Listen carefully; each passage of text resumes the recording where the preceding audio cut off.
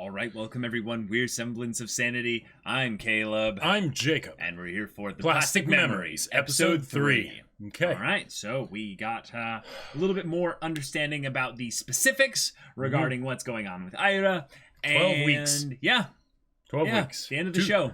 Yeah. It'll happen. 2,000 hours, the end of the cour. This is basically the story of how she dies. Yeah. And how our characters deal with that. Mm-hmm. And Tsukasa is an MC that is currently right now not cluing in. Mm-hmm. That's okay. He doesn't need to yet. No, I like that the pain we have will be these, better that way. Right, exactly. I like that we have these colorful side characters though to provide a little bit more depth to the story. Yes. That otherwise there probably wouldn't be until we got to those later more painful moments. Because probably for now it's going to be a little bit more just kind of quirky, fun office comedy kind of awkwardness. And one thing that apparently I found out that apparently this Yasutaka, the new guy that they introduced last episode, it is not Mamoru Miyano. Completely wrong. I can't remember what the name of the I don't think we both thought it was Mamoru Miyano. You didn't think it. I was like, is it? No. But it is the same Seiyu as Mari from Domestic Girlfriend. Among other things. He's done a lot of other stuff. Like he was in Evergarden. He was in an episode of Kill la Kill, apparently. Wow. Things like that. But he is also Mari. Which I just think that's amazing. That is amazing. Yeah. Huh. All right.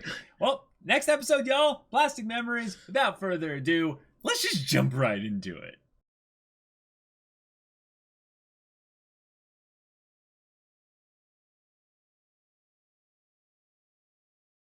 All right. Okay. Well, we got ourselves a little bit of a 50-50 episode. Yeah, I would say. Yeah. We have a little bit of comedy, tropey anime antics. Right. That went a bit long. Yeah, I think it went a bit long, but I think about half of them, it landed. Well, but the other 50% was pretty good. Right. And then have it just lead to a simple slice of life, them hanging out, spending the day together. Yep. And in a lot of ways, even the ones that didn't work, or even potentially, especially the ones that didn't work, they do feel kind of painful. Because they have meaning beyond the immediate hit there, because she's dying. Right, she's dying. And the fact that all these times where we see her not responding, right? Yeah. Where it's just another day. It's like, you're not reaching her, dude. You're not reaching her, right? These are wasted days. Yeah, exactly. Which means that those of you that have seen this show are probably like, if only he had, been able to notice stuff sooner. Exactly. And because they made it they've made it very clear to us from the beginning of the show, and they made it crystal clear in the previous episode that gives added context to these scenes that would otherwise be like come on, this is just a basic rehashing, rom-com kind of stuff. Yep. And it's, and it's repeating itself, a bunch. So, yeah. So, we end up getting this moment where the two of them end up at the amusement park. And at the mention of memories, which is literally the thing that is involved in their job that it's her trigger word. Yeah. Error. Cannot go any further. This is done. This is over. I'm leaving. What's painful about that is that is the one thing that we kind of, in some ways, by the title of the show, kind of have almost a little bit spoiled for us, is that they will make memories. They will actually which is the those point. There. Yeah, it's the point of this. Yep. But what meaning will those memories have in the grand scheme of things? We'll just have to wait and see. Yeah. One of the things that I like about how they're doing this is that, and maybe this is me reading into it a bit too much, but because of how specifically they make Ira a blank slate with how she doesn't respond to anything, it makes me think about, okay, what's her own mental state at right here, right? Because, one, she knows she's dying, right? So she doesn't want to make memories. Totally get it. She doesn't tell him that she's dying. That means that she hasn't fully come to accept the fact that she's dying, and that she would love to have some connection with somebody that treats her like a normal person that isn't necessarily going to die. Yeah. But she also is rejecting that. She's in conflict over that because because pain. Right. And then the whole thing with the memories and her being hesitant to make them almost for her own sake as well, because that'll make it harder for her to pass on. Because I feel like they're building up this idea that she very much is empty, right? She doesn't say anything unless it's, do you want me to make tea? I'm glad that I was able to be of use, right? She sees herself in a utilitarian way, right? Where she doesn't have these close relationships with people. You know, she doesn't accept gifts from other people. It's not just, you know, with Tsukasa, right? Because Tsukasa doesn't know, but even with the other people that do know, right? It's like she's keeping herself distant, you know. And, okay, that's one way to look at it. There's the other way where she doesn't want anything to be attached to her. Right. Meaning that, like, anything that allows her to be a memory, to be a thing where she, you know, it's something that she would rather be like, no, I just rather pass on. In that respect, I almost think that she has accepted it. It's just in moments like the moment in the elevator, she hadn't accepted it yet. Right. She gets scared. Yeah, stuff. Whatever. Right.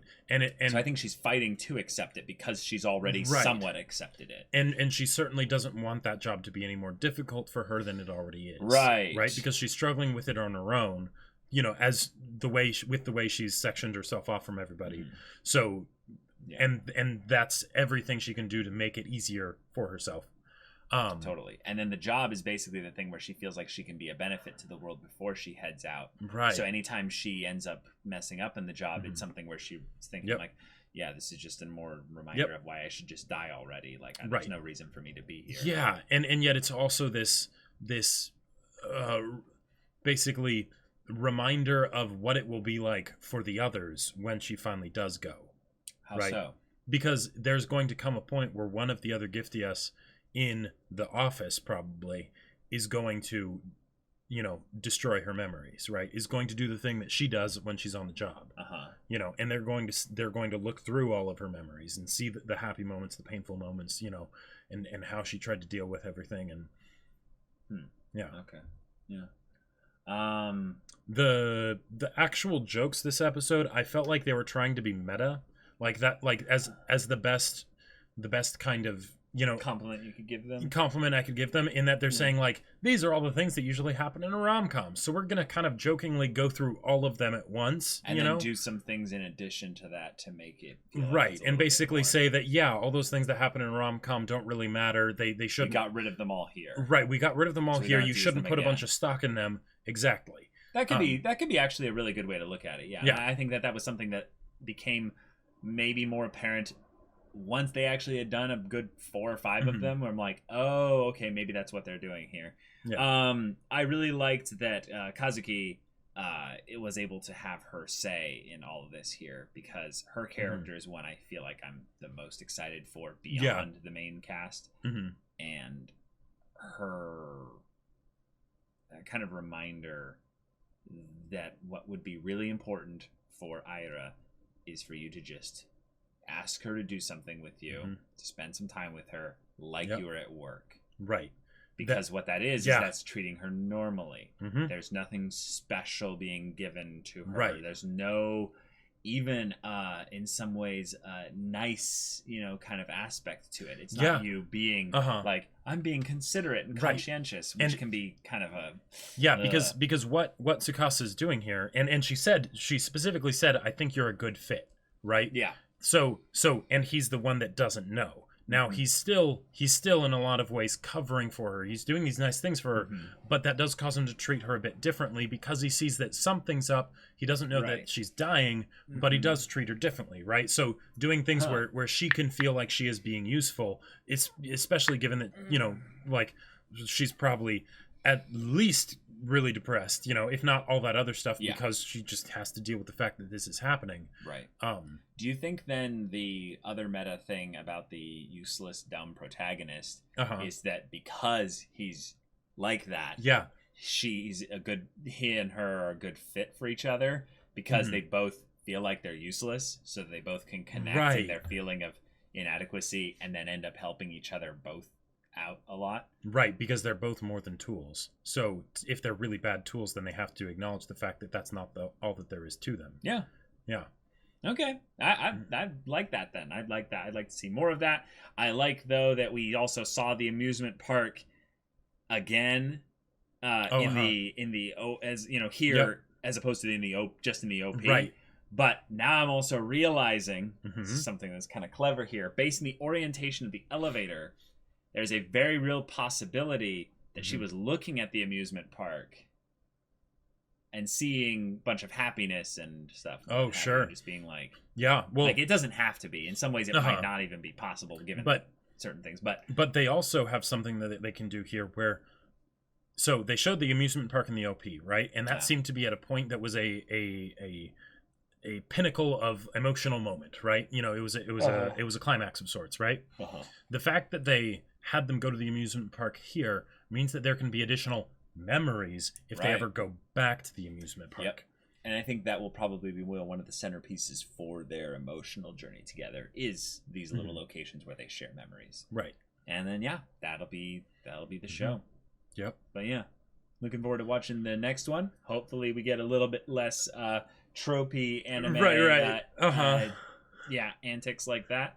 I don't mind them too much as long Or as at least that they're done in a more over and over. fresh way, I guess. Or I don't need them to be super fresh. It was the same one kind of thing being Right. repeated over and over and over again. Mhm. Got a little old.